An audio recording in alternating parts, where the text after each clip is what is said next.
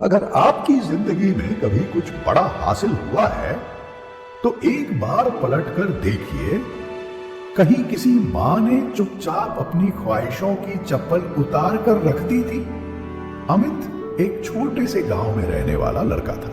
उसका सपना था बड़ा आदमी बनना, लेकिन हालात उसके साथ नहीं थे। पिता नहीं थे और मां गांव के घरों में बर्तन झाड़ू पहुंचा करती थी। मां की चप्पल हर महीने टूट जाती थी, लेकिन वो उसे सिलवा के फिर से पहन लेती। कहती, मेरे पैरों की चप्पल टूट जाए चलेगा, पर तेरे सपनों की राह नहीं टूटनी चाहिए। एक बार बारिश में स्कूल जाते वक्त अमित की चप्पल कीचड़ में फंस गई।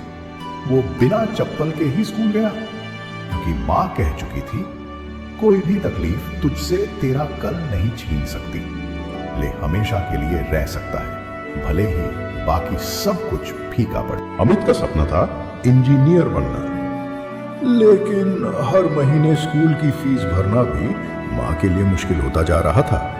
कई बार अमित सोचता, क्या वाकई मुझे इतना बड़ा सपना देखना चाहिए?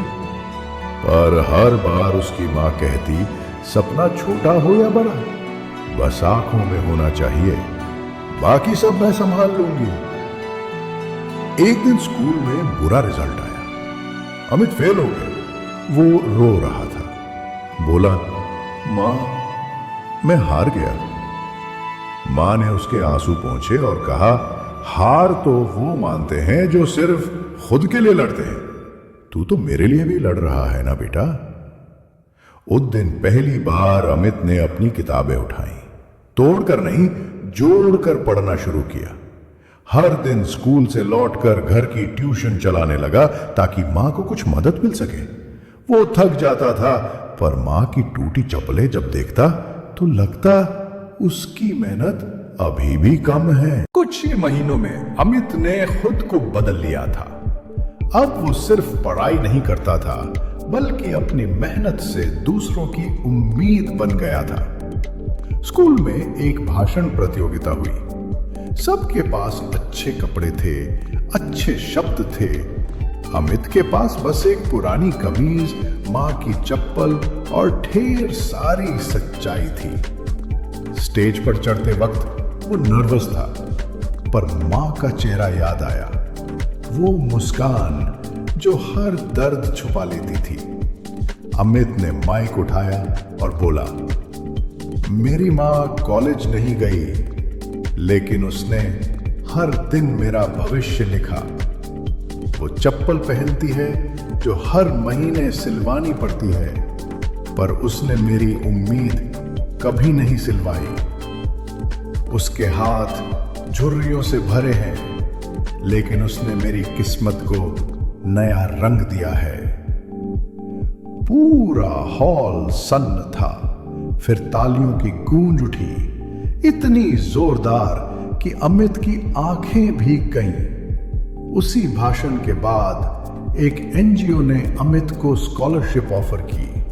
अब रास्ता आसान नहीं था, लेकिन पहली बार ऐसा लगा मंजिल दूर नहीं है, बस दिखने लगी है। वक्त बीतता गया। अमित ने स्कॉलरशिप से अपनी पढ़ाई पूरी की, आईआईटी से ग्रेजुएशन की डिग्री ली, और वो भी पूरे राज्य में टॉप करके। आज वो एक बड़ी मल्टीनेशनल कंपनी में सीनियर इंजीनियर है। पर जहां भी जाता है, एक पुराना बस्ता और एक जोड़ी चप्पल अपने साथ रखता है, क्योंकि वो कहता है, नो, यही मेरे असली मोटिवेशन है। एक दिन उसने अपनी मां को एक नई साड़ी, नए कपड़े और एक नई चमचमाती चप्पल गिफ्ट की। मां ने हंसते हुए कहा, अब मुझे ये चप्पल पहनने की आदत नहीं रही बेटा। अमित ने कहा, अब बस आराम की आदत डाल लीजिए मां, क्योंकि अब आपकी थकान मेरी जिम्मेदारी है। अगले दिन मां ने अपनी अलमारी में कुछ छुपा कर रखा। अमित ने देखा, वो पुरानी फटी हुई चप्पल थी।